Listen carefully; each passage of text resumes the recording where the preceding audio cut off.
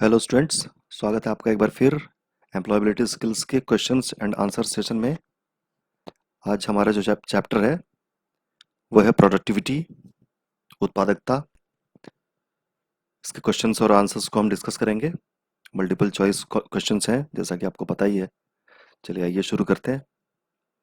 Question number 1, during using ATM authentication is provided by customer bye entering cash, IFSC, pin या KYC. तो इसका answer है C, pin. Pin डालते हैं, हम एटीएम में जाते हैं, पहले कार्ड डालते हैं, फिर उसके बाद हम पिन डालते हैं उसमें। तो आंसर है C, PIN. Question number 2, expansion of ATM is, ATM का एक्सपेंशन यानी कि फुल फॉर्म क्या है? A, asynchronous teller machine, B, automated teller machine, C, automated time machine, D, autonomous time machine. तो इसका आंसर है बी, ऑटोमेटेड टेलर मशीन। आपको कहीं कहीं ऑटोमेटिक टेलर मशीन भी लिखा हुआ दिखेगा, तो वो भी सही है, और ऑटोमेटेड टेलर मशीन भी सही है। तो आंसर है B. Question number 3, low productivity will lead to, low productivity अगर है, उत्पादकता अगर कम है, तो उसके दुष्परिणाम क्या हो सकते हैं?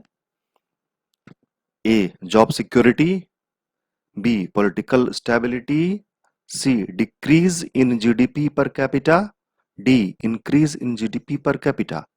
दुष्परिणाम क्या हो सकते हैं लो प्रोडक्टिविटी के?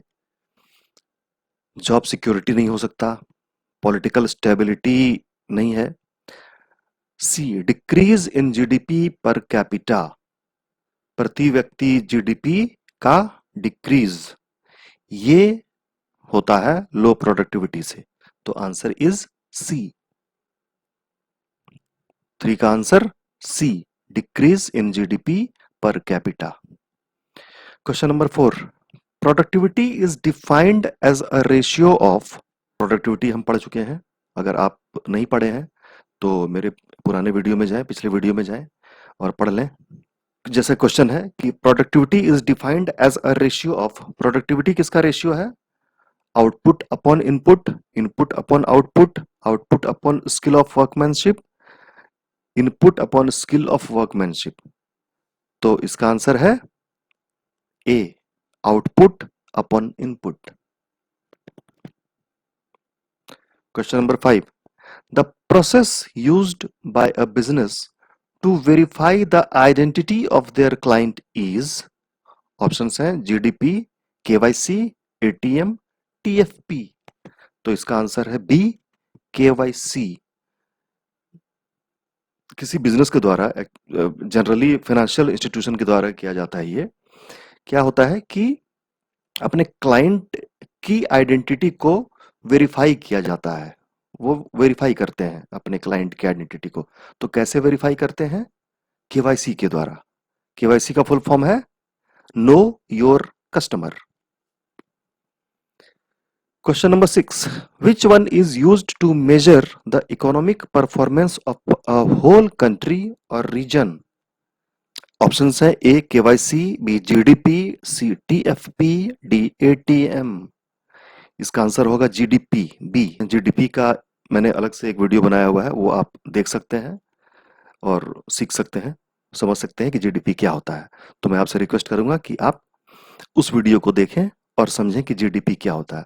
वो एक्सक्लूसिवली जीडीपी के लिए ही वीडियो बनाया गया है, उसको आप जरूर देखें। तो क्वेश्चन नंबर 6 का आंसर है बी, जीडीपी। जीडीपी का फुल फॉर्म होता है ग्रॉस डोमेस्टिक प्रोडक्ट। मैं आपसे एक बार फिर रिक्वेस्ट करता हूं कि आप जीडीपी का वो जो वीडियो है उसको आप जरूर देखें। Question number 7, what is the advantage of automation? ये हमने पढ़ा है प्रोडक्टिविटी में।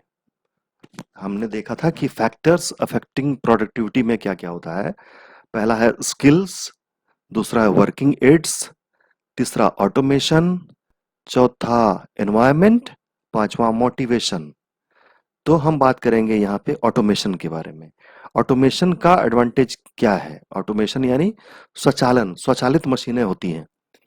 अगर किसी प्रोडक्शन हाउस में, किसी कंपनी में, किसी फैक्ट्री में ऑटोमेशन है, यानी कि ऑटोमेटिक मशीनें हैं, तो उसके क्या एडवांटेज हैं?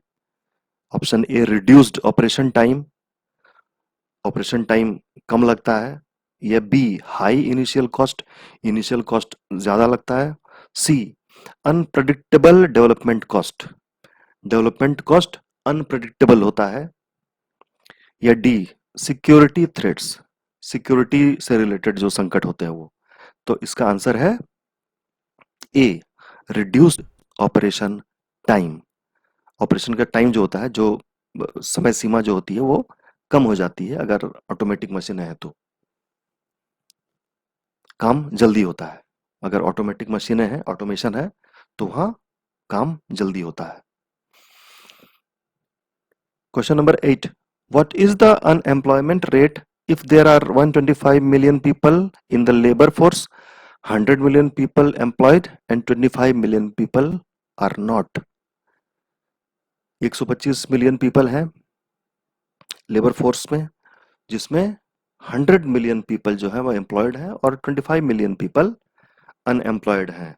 तो अनएम्प्लॉयमेंट का रेट क्या है?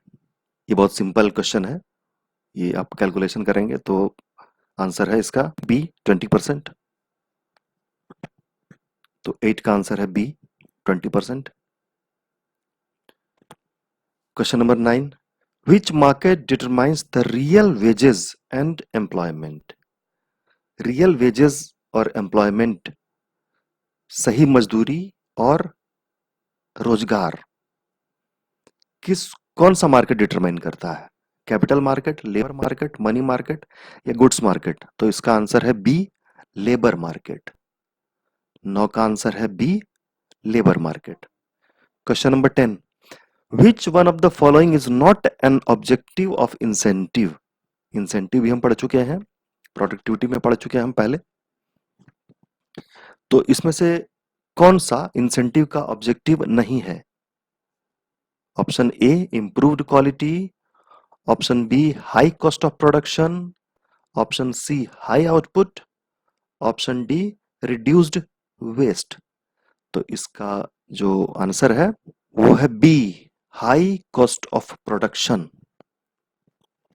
तो 10 का आंसर हो गया बी।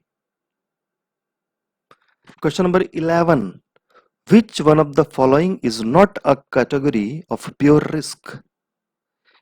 इनमें से कौन प्योर रिस्क नहीं है?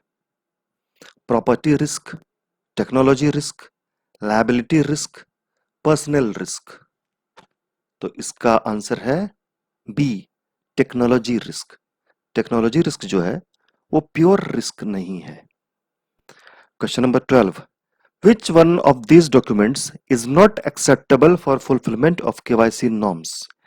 इनमें से निम्नलिखित जो ऑप्शंस हैं, 4 ऑप्शंस हैं, इनमें से कौन सा केवाईसी के रूप में एक्सेप्ट नहीं किया जाता है? केवाईसी डॉक्यूमेंट के रूप में एक्सेप्ट नहीं किया जाता है। ए, वोटर आईडी कार्ड, ये किया जाता है। बी, राशन कार्ड, ये भी केवाईसी डॉक्यूमेंट है।